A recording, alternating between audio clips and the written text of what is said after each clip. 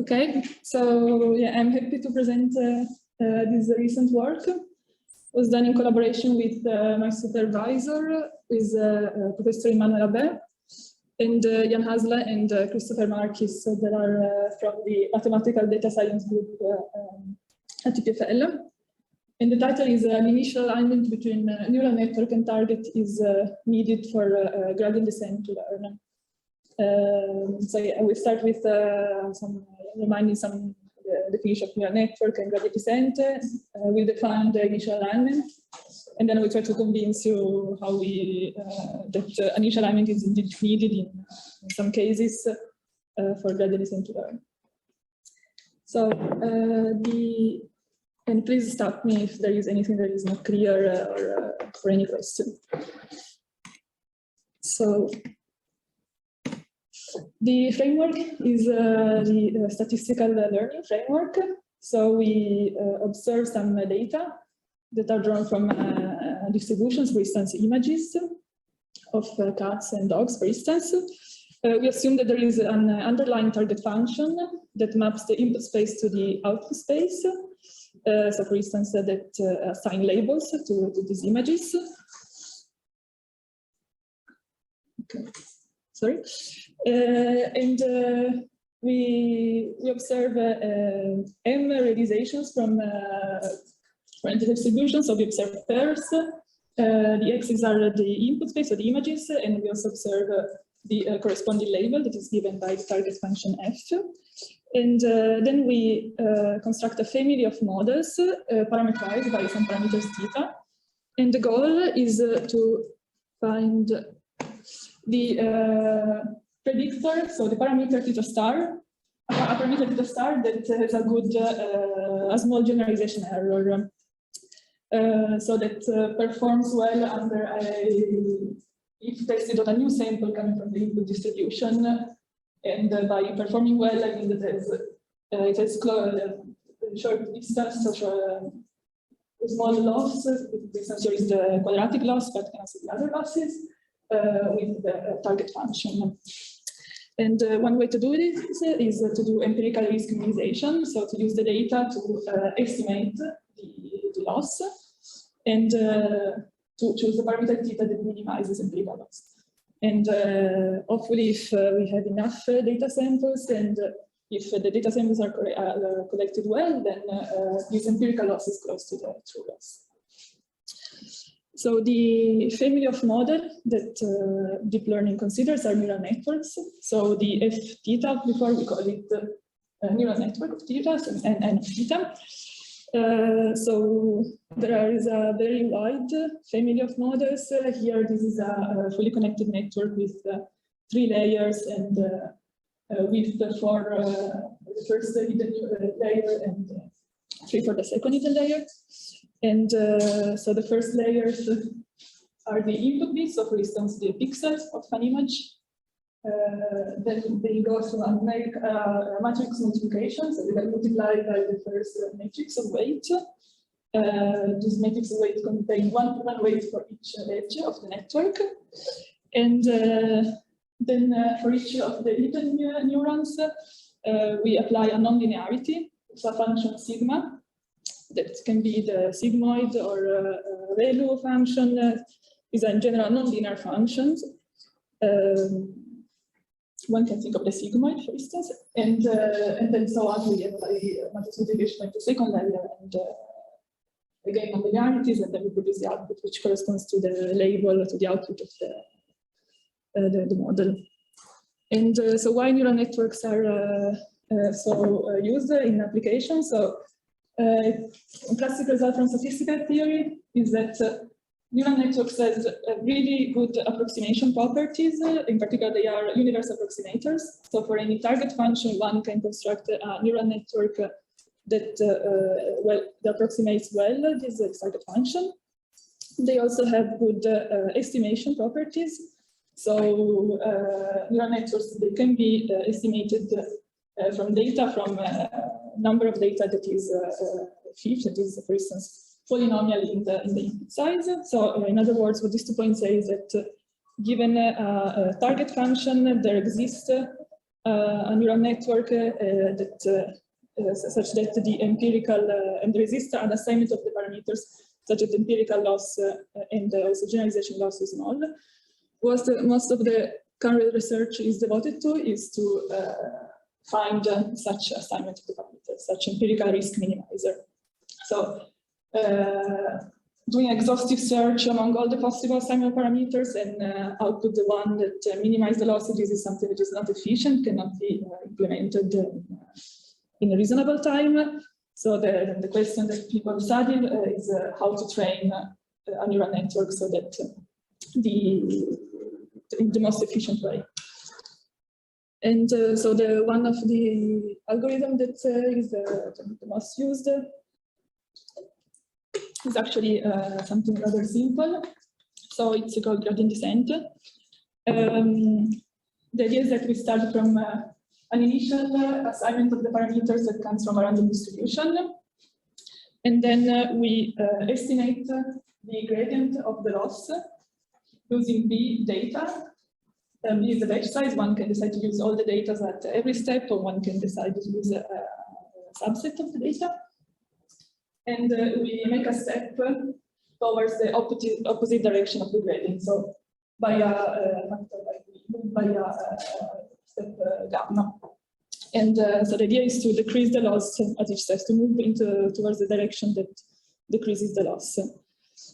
And deep learning combines these gradient descent algorithms with neural networks that normally are very deep, are very over-parameterized, and has really good performance. Performance in practice for several applications that are in the real world. And so what we focused on in this work is the role of the initialization, so the role of T0. So in this case, the function is convex. So wherever we initialize and doing this gradient descent path, we will always converge to the minima if the learning rate is chosen well. But the loss landscape of neural networks normally is highly non-convex, has a lot of critical points, it has a lot of saddles, local minima. So it is not clear what's the best way to initialize it so that gradient descent converges to a good minima in a reasonable time. And so the question that we ask is, do we need a certain amount of initial alignment? Do we need initialization that already has some information about the target function in order for gradient descent to find a good path towards a good minima, or can gradient descent find its own way towards the good minima from any initialization? And just two works that study similar questions. So Benarus and colleagues focused on generalized linear models, and they proved the importance of the initial phase of training. So they proved that most of the samples for some problems are used in the initial part of the training, so we need to escape the initial condition, the initialization. And Jaco and colleagues, they focus on deep linear networks. So these are networks where the sigma, the nonlinearities that was applied to each hidden neuron is just the identity. And they proved that depending on the scale of initialization, there are two possible regimes. So yeah, these are two works that study the importance of the initializations. We extend this to, in general, fully connected neural networks with a large class of activations. However, yes, we don't study the whole training, we just focus on the negative part, so which initializations are bad for gradient descent. And so the architecture, the family of architectures that we are allowed to use matters for this question. So in this spectrum, we put networks that are of increasing complexities. So on the left side, here are the regular networks. They consist of the most structured and simple architectures we want. So these are fully connected with IID initialization. And then moving to the right, we include more complex architectures. So for instance, convolutionals, we allow for skip connections, modular networks. And then on the right side, we have another extreme, which is the family of free neural networks. We call it free neural networks. That is include any architectures with like any, we can have any possible structure as long as the size is not too large. So as long as the size can be efficiently implemented in a computer. So only n size, n is the input size.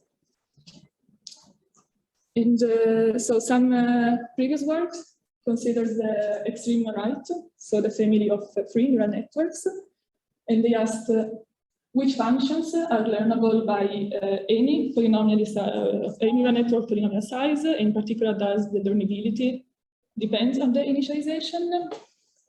And the picture in this case is quite clear. So it has been proved by Elisabetta and Genti that for smaller batch size, the class of free neural networks is universal. So one can construct a neural network and an initialization that is able to learn any target function that is pack learnable. So any target function that is reusable that can be implemented.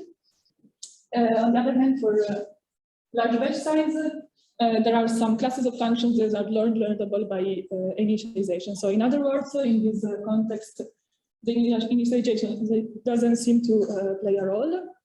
And another limitation is that, of course, the construction of these universal neural networks is leads to an architecture that is not easy to implement, is not efficient, and does not reflect what happens in practices.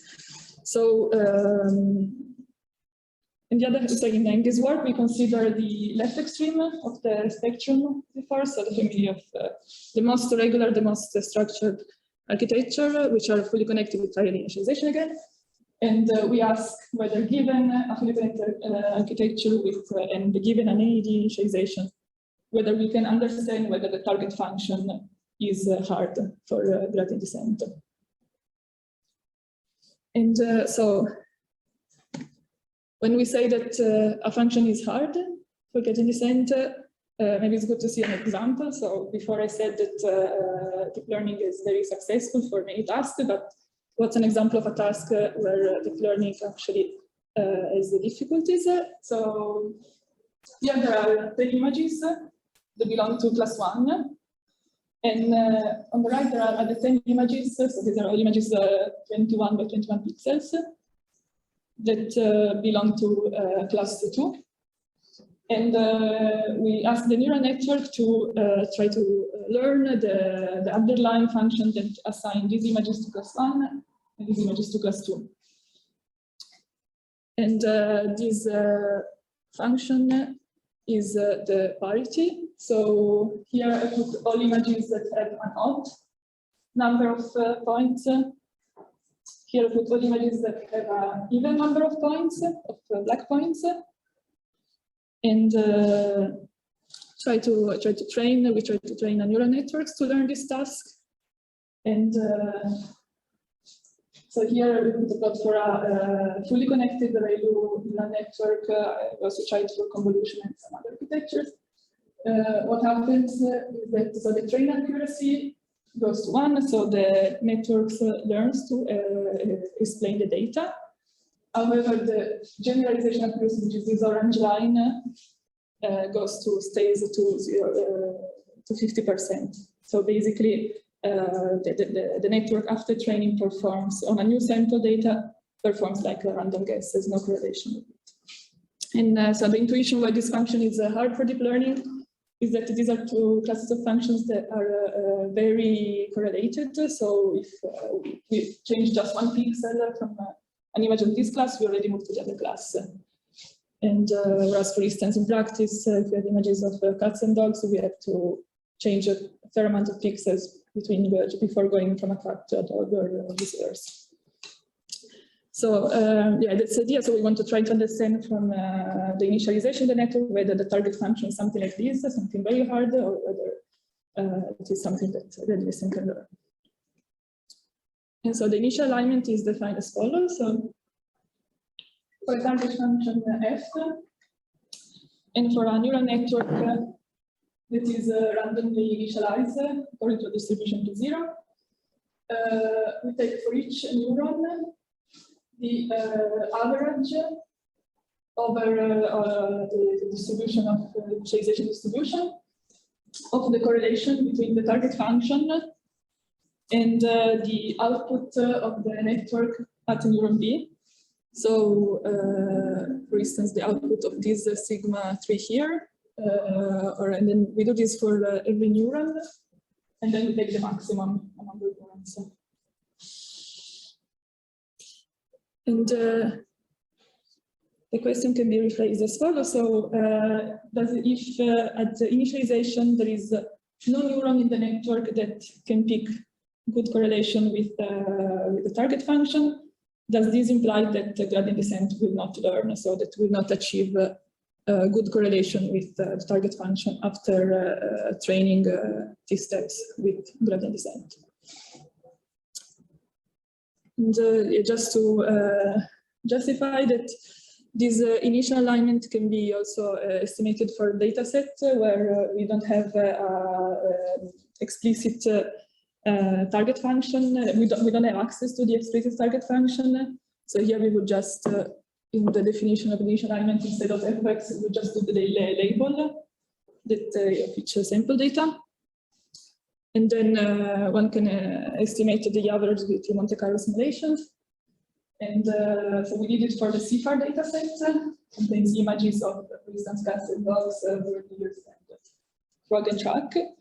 And we estimated the initial alignment for each of these binary classification tasks and then the neural networks, and we found so good correlation between this quantity initial alignment, between this initial alignment and generalization accuracy achieved after training.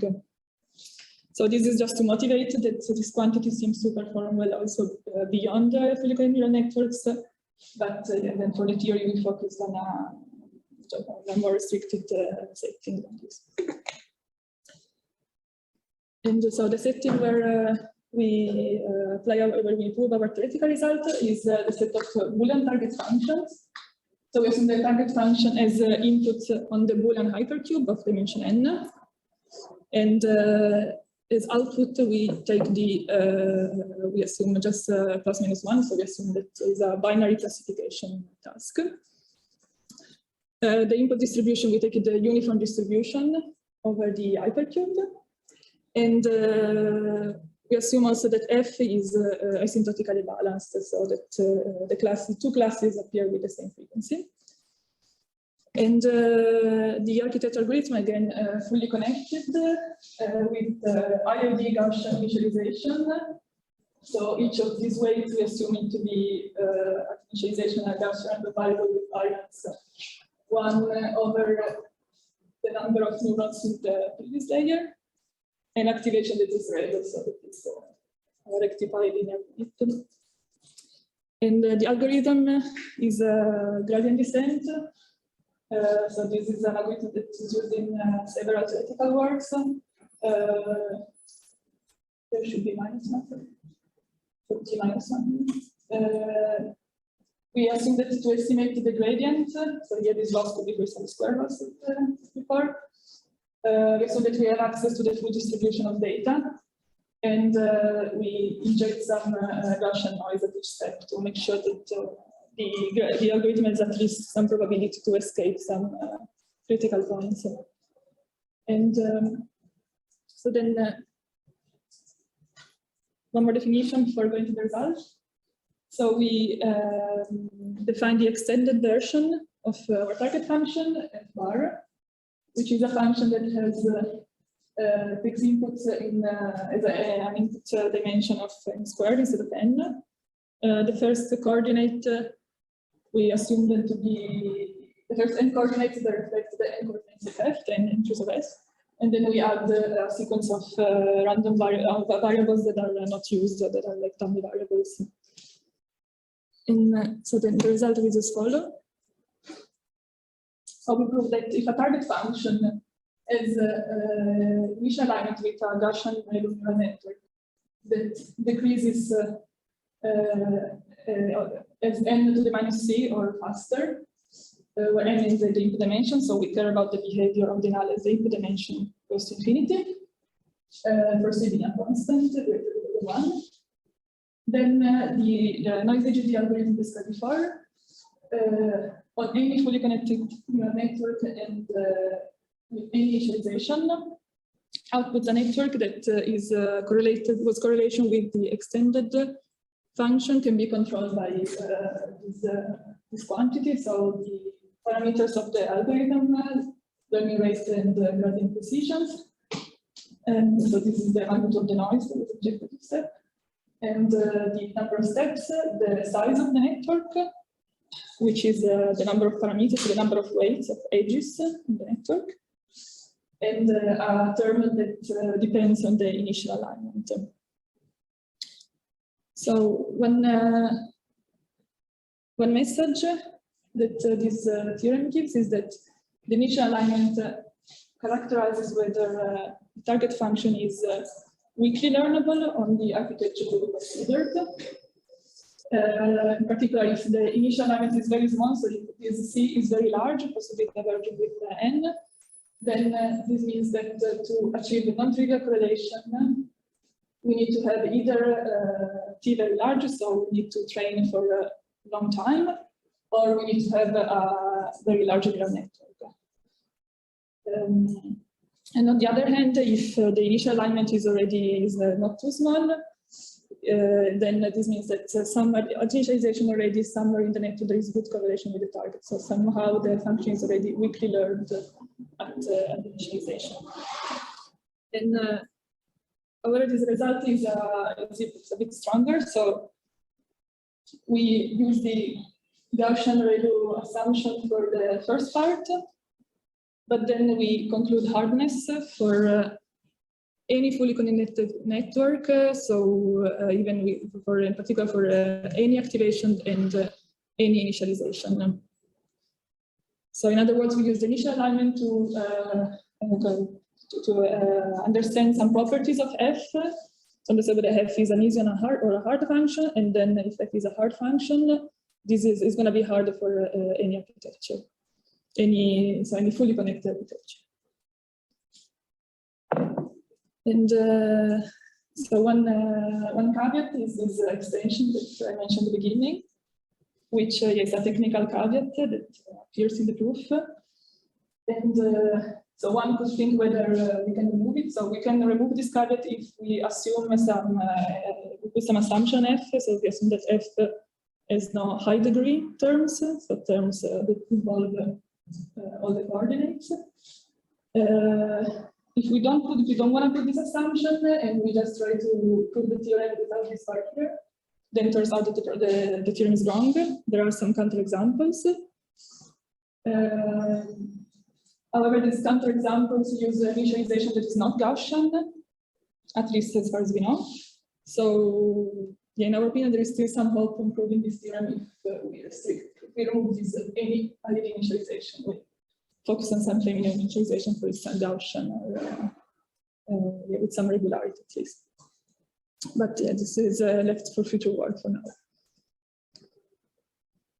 And so I will mention, I will give some ideas of the proof. So the idea is to kind of reconnect to the example I did before, so that parities are hard functions for a neural network. And one way to do this is to use the Fourier-Walsh transform, which allows to write any Boolean function in terms of weighted sum of parities. So here is the KS, which are the basis element of the Fourier basis. They are just the product of all xi with I in ZS. So since x's are in plus minus 1, this is really the parity over ZS. And the F hat are the Fourier coefficients, so just the projection at F of the basis elements. And they form the Fourier spectrum. And so we use this Fourier spectrum to characterize hardness of the target function F. And to do this, it's handy to give another definition. So to put the notation for the weight of F up to degree K. So the sum of all the coefficients squared on all sets that are of cardinality less or equal than K. And so then the proof goes by two steps. So the first step, which is the main technical part of the work, consists in proving that if the initial alignment is small, then f is a high degree function, in the sense that we can control the Fourier weight of f up to, for instance, degree k0 by a term, and that grows as n to the k0 plus 1 and the initial alignment. So in other words, if the initial alignment is very, very small, then for a fixed k0, if you write the function in terms of its Fourier expansion, this function will have mainly high degree terms. So will have mainly be rewritten by high degree parities. And then the second step, which is connected again to the example, is that high degree functions are hard to learn for a neural network, a fully connected neural network. And so for step one, so recalling the definition of INAL that takes the maximum among all neurons, the first step is to look at the neurons in the first layer. So write the neural network as just a perceptron with a ReLU activation on top. And so try to show that if this is small, then f is a high degree. And writing f in terms of its Fourier expansion, one can prove that the initial alignment also can decompose using this Fourier expansion. So can be written as a sum, weighted sum of initial alignment between our perceptron and the basis elements. And so then the crucial step is to compute this INAL KS ReLU, which can be bounded in terms of the cardinality of the set S that we look at. And so for, if S is cardinality K, then we can prove that the initial alignment is at least n to the minus k plus 1, or n to the minus k plus 1. So in other words, if S is low degree, if F has some weight on a lot of weight on low degree terms, the initial alignment then must be quite large. So in other words, yes, like analogously, if the initial alignment is very, very small, then this means that in this expansion, all the low degree terms must have this term that is small.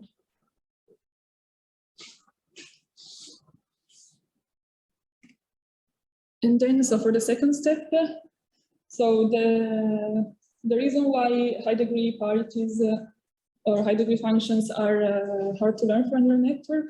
So the reason is that these are functions that are invariant to permutations of the inputs, right? So one can think of a parity over a set S, with S being high degree. And the idea is that also fully connected networks are invariant to permutation of the inputs. So this symmetry is a limitation for gradient descent. And one way to formalize this is to define the orbit of f, which is a class of functions that compose f with p, takes all composition, all f composed with any permutation of the input space. And to prove that if f is high degree, then the orbit of a bar is not learnable as a class of function. So in the sense that the gradient descent is not able to distinguish between different elements in this orbit. And so one can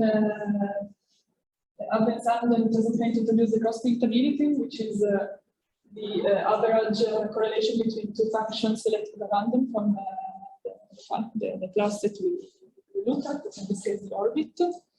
And what we can show is that if f is high degree, the cross predictability is small. And then, so let's say this cross predictability is a measure for a class of function, and then we can adapt results from Abensandler and prove lower bound depending on this cross predictability.